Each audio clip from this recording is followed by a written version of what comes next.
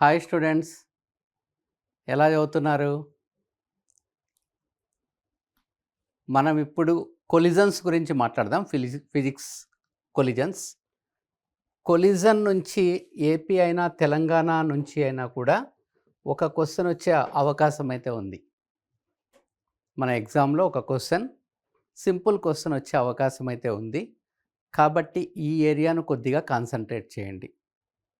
ఈ సెషన్లో మనము కొన్ని చిన్న questions which are important for our exam గురించి మాట్లాడదాం.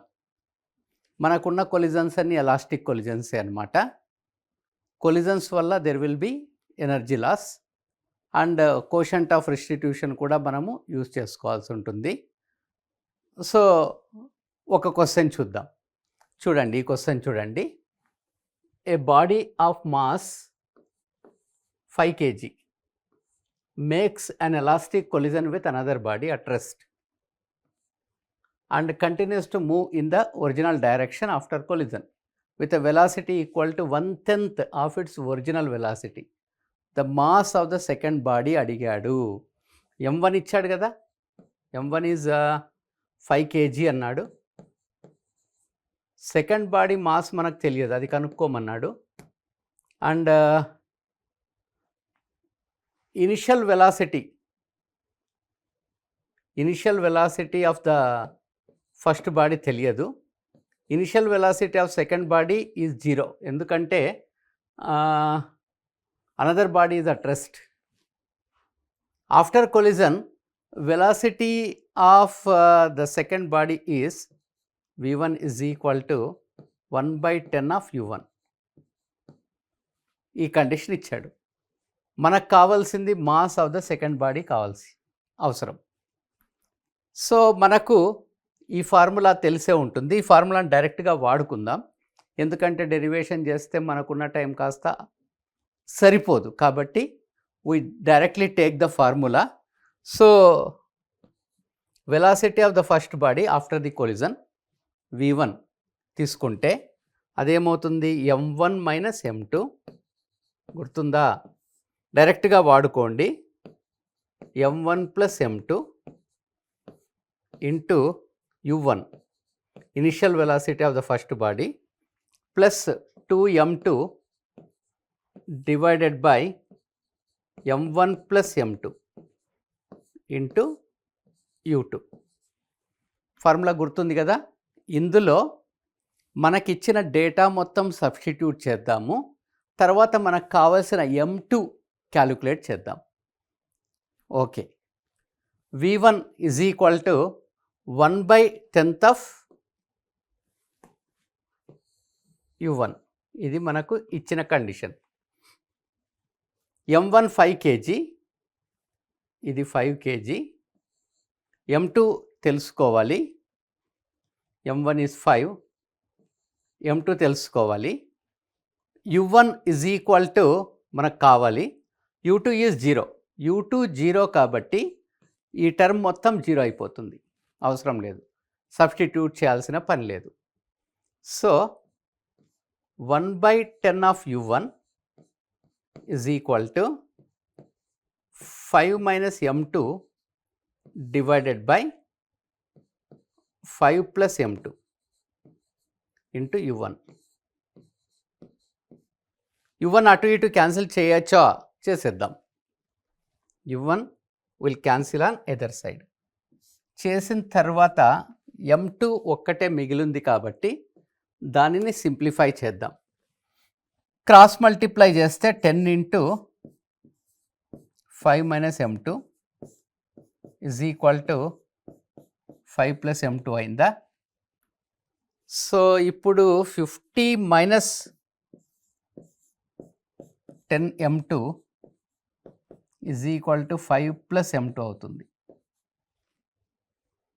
సో దీన్ని అటు పంపిస్తే 11 m2 ఈజ్ ఈక్వల్ టు దీన్ని ఇటు పంపిస్తే 50 minus 5 45. 45 is equal to 10 plus 1 11 m2. So మనకి m2 కావాలి కదా, 45/11. ఈ 45/11 మనం సింప్లిఫై చేస్తే టైం వేస్ట్ అవుతుంది కాబట్టి మనం ఏం చేద్దామంటే ఇది 10 అనుకుందాం. సో 45/10 ఎంత అవ్వచ్చు? 4.5 అవ్వచ్చు. కానీ ఇక్కడ యాక్చువల్గా మనకు ఉన్నది 11 కదా. 45/11 అంటే 4.5 కన్నా తక్కువ ఉంటుంది. 10 తోటి డివైడ్ చేస్తే 4.5. 45/10 ఈజ్ 4.5. 45/11 అంటే 10 కన్నా ఎక్కువతో డివైడ్ చేస్తున్నాం కాబట్టి ఈ వచ్చిన M2 value less than 4.5, slightly less than 4.5. ఏదైనా ఆప్షన్ దగ్గరలో ఉందేమో చూసుకోండి. సో ఇది మోర్ దాన్ 4.5, ఇది కూడా మోర్ దాన్ 4.5, ఇది కూడా మోర్ దాన్ 4.5 అంటే మనకున్న అన్ని ఆప్షన్స్లోనూ ఉన్న ఆప్షన్ ఒక్కటే. సో మనము ఎగ్జామ్లో ప్రాసెస్ ఆఫ్ ఎలిమినేషన్ తోటి కరెక్ట్ ఆన్సర్ను విత్ ఇన్ టైం పికప్ చేసుకోవాలి.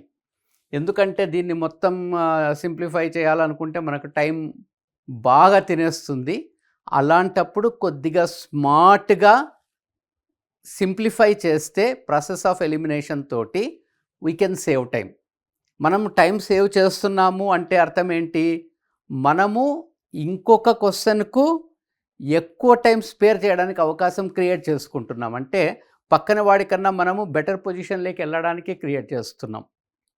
అది కాంపిటేటివ్ ఎగ్జామ్లో చాలా అవసరమైన విషయం. ఈ క్వశ్చన్ చూడండి. A ball is dropped from a height of small h. ఒక బాల్ను హైట్ స్మాల్ హెచ్ నుంచి డ్రాప్ చేసాం on a floor of quotient of restitution small e. The total distance covered by the ball just before the second hit onto the ground. ఇలా అడిగాడు అనమాట. అంటే మనం ఒక బాల్ను గ్రౌండ్ పైకి అలా డ్రాప్ చేసాం, జస్ట్ అలా డ్రాప్ చేసాం. హైట్ హెచ్ డ్రాప్ చేసిన తర్వాత ఏమవుతుందంటే అది రిబౌండ్ అవుతుంది. రిబౌండ్ అయ్యి మళ్ళీ గాల్లోకి ఎగురుతుంది. ఎగిరిన తర్వాత after reaching to the maximum height మళ్ళీ వచ్చి టచ్ అవుతుందన్నమాట. So second time maximum height reached is equal to H1. అది మళ్ళీ వచ్చి గ్రౌండ్కు హిట్ అవుతుంది. అంటే వాడు అడిగింది ఏంటంటే total distance covered by the ball just before second hit. ఇది ఫస్ట్ హిట్, ఇది ఫస్ట్ హిట్. ఈ ఫస్ట్ హిట్ నుంచినే మళ్ళీ పైకి వెళ్తుంది, వెళ్ళి వెళ్ళి వెళ్ళి వెళ్ళి మళ్ళీ సెకండ్ హిట్, ఇక్కడికి వచ్చి second hit. So total distance covered కావాలి అంటున్నాడు. అంటే ఫస్ట్ హిట్లో ట్రావెల్డ్ డిస్టెన్స్ ఆఫ్ హెచ్. ఆ తర్వాత మళ్ళీ పైకి లేచింది కదా గాల్లోకి, లేచి H1 డిస్టెన్స్ పైకి వెళ్ళి మళ్ళీ అదే H1 డిస్టెన్స్ కిందకు వచ్చిన తర్వాత సెకండ్ టైం గ్రౌండ్ను హిట్ చేస్తుంది. So total distance covered by the ball is equal to H plus 2H1. ఓకేనా? So total distance S is equal to H plus 2H1 అనుకుందాం. హెచ్కు H1కు రిలేషన్ మీకు గుర్తుందా? గుర్తుపెట్టుకోవాలి. టైం సేవ్ చేయాలంటే గుర్తుపెట్టుకోవాలి. నేను డిరైవ్ చేస్తా, నాకు నాలెడ్జ్ ఉంది అంటే నువ్వు డిరైవ్ చేసి సబ్స్టిట్యూట్ చేసే లోపట మీ ఫ్రెండ్స్, మీ క్లోజ్ ఫ్రెండ్స్ 4 క్వశ్చన్స్ సాల్వ్ చేస్తారు. సో మనము directly quotient of restitution formula ఉంది కదా, E is equal to √H1/H. గుర్తుందా? ఇది గుర్తుంటే మనకు పని అయిపోయినట్టే.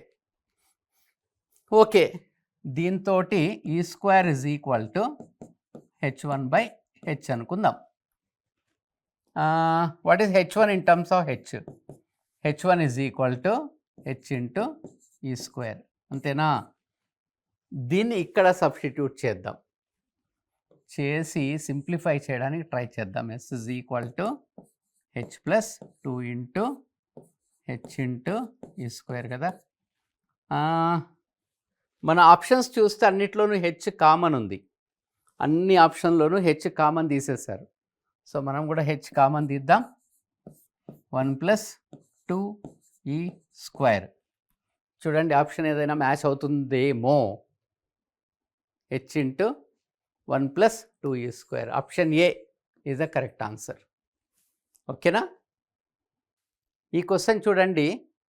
In 2 separate collisions, 2 separate independent collisions లో the quotient of restitutions are E1 and E2 ఇచ్చాడు. They are in the ratio of 3:1. E1 by E2 3/1 ఇచ్చేసాడు. In the first collision, the relative velocity of approach is twice the relative velocity of separation. Approach relative velocity u1 minus u2 is twice that of relative velocity after separation. ఇనిషియల్గా u1 ఎక్కువ ఉంటుంది కాబట్టి u1 minus u2 రాశాను. After collision v2 ఎక్కువ ఉంటుంది కాబట్టి v2 minus v1 రాస్తున్నాను. So u1 minus u2 by v2 minus v1 ఏమవుతుంది? 2 అవుతుంది. ఓకేనా? So in the first case E1 is actually quotient of restitution is after collision relative velocity by before collision relative velocity, v2 minus v1 by u1 minus u2. ఇదేమవుతుంది? 1/2 అవుతుంది. E1 1/2 అవుతే E2 ఎంత? E2 will be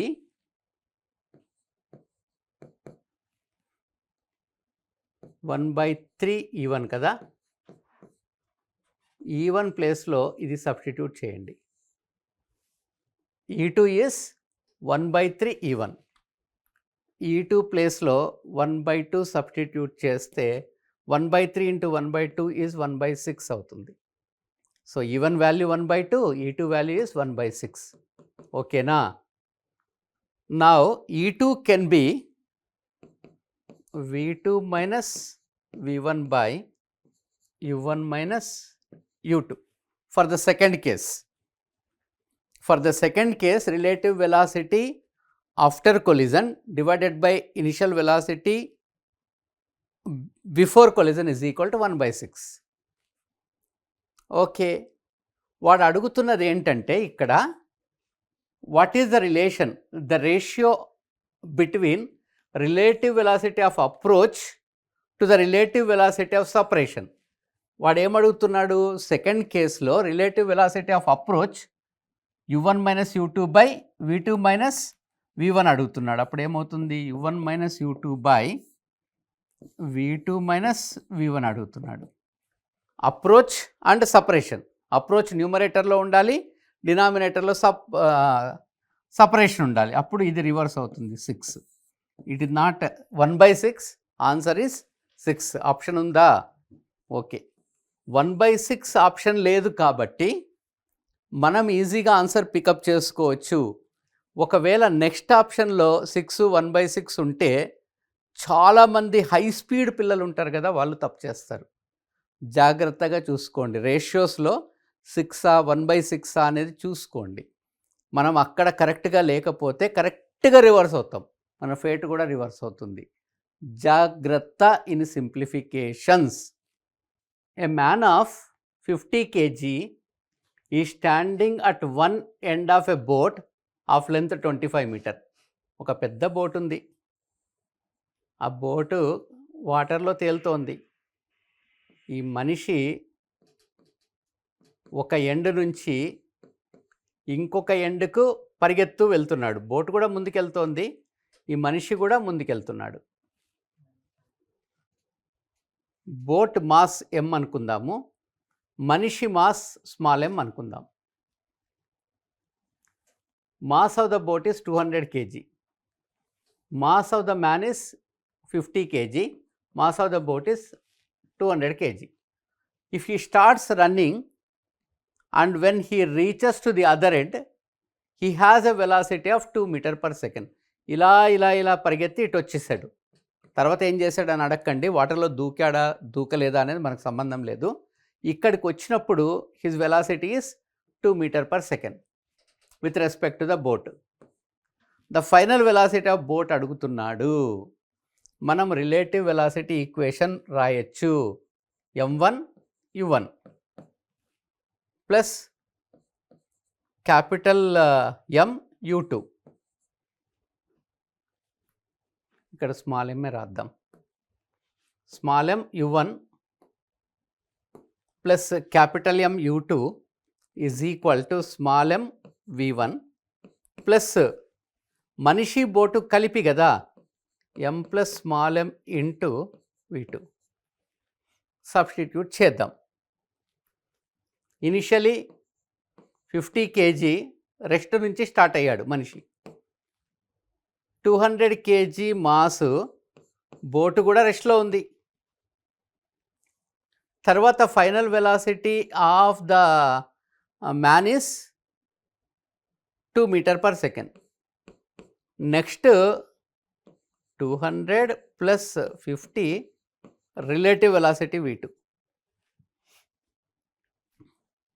v2 is relative velocity at the end, the final velocity of the boat అడుగుతున్నాడు, v2 అడుగుతున్నాడు. So ఇది 0 అయింది, ఇది 0 అయింది. 100 minus 100 is equal to 250 into v2. v2 is equal to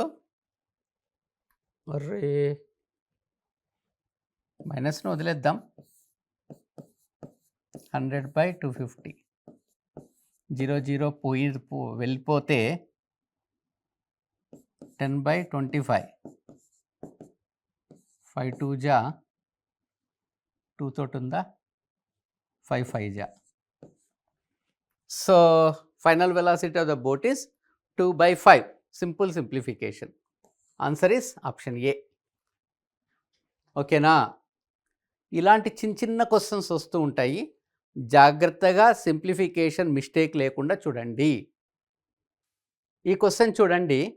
for a system to follow the law of conservation of linear momentum during the collision, the condition ఏముండాలి? Conservation of linear momentum satisfy చేయడానికి condition, the total external force acting on the system is 0. ఇది కరెక్టే ఉన్నట్టుంది, చూద్దాము. అలా అని డైరెక్ట్గా answer అలా పికప్ చేయకండి. మిగిలినవి కూడా చదివిన తర్వాత పికప్ చేద్దాం. సెకండ్ ఆప్షన్ చూద్దాం. Total external force acting on the system is finite and time of collision is negligible. This is not a correct statement with respect to conservation of linear momentum. So దీన్ని వదిలేద్దాం. The total internal force acting on the system is 0. So ఇది కూడా correct కాదు. ఈ రెండు correct కాదంటే ఇది కూడా కరెక్ట్ కాదు. సో మనకు most appropriately correct answer is the total external forces acting on the system is 0. Internal ఫోర్సెస్ను నెగ్లెక్ట్ చేస్తాం. ఈ క్వశ్చన్ చూడండి. Consider the following statements A and B and identify the correct statement. ఇలాంటి క్వశ్చన్లు మనకు theory questions అక్కడక్కడ పడుతూ ఉంటాయి. జాగ్రత్తగా చూడండి. చదివి ఏ స్టేట్మెంట్ కరెక్ట్, ఏ స్టేట్మెంట్ తప్పు అనేది మనం గ్రహించగలగాలి. Time is a constraint for us. Statement A చూడండి. In a elastic collision, if the body suffers a head on collision with another of same mass at rest, the first body comes to rest while the other starts moving with the velocity of the first one. 100% correct. అంతేనా? ఒక body వచ్చి ఒక stationery ఆబ్జెక్టుకు తాకిన వెంటనే first body 0 అవుతుంది. Second body first body స్పీడ్ను అందుకొని ముందుకెళ్ళిపోతుంది. Come to the next question. 2 bodies of equal masses suffering a head on collision merely exchange their velocities. Equal masses suffering with head on collision. Head on collision అంటే opposite డైరెక్షన్లో వచ్చి collide అయినప్పుడు they rarely exchange their velocities. కరెక్టే కదా? ఇది కూడా correct statement. అంటే both A and B are true. చాలా జాగ్రత్తగా చూసి చాలా షార్ట్ టైంలో మీరు ఇలాంటి థియరీ క్వశ్చన్కి ఆన్సర్ పికప్ చేసుకోగలగాలి. Theory questions are simple questions. అవి మన టైం సేవింగ్ క్వశ్చన్స్. అక్కడ టైం సేవింగ్ చేసుకొని మనం న్యూమరికల్ క్వశ్చన్స్తో కొద్దిగా జాగ్రత్తగా వ్యవహరించి కరెక్ట్ ఆన్సర్ పెట్టగలగాలి. Physics is a tough exam for most of the people but not for you. ఎందుకంటే మీరు టైం కరెక్ట్‌గా స్మార్ట్‌గా మేనేజ్ చేసుకోగలిగితే that is a easy subject for you.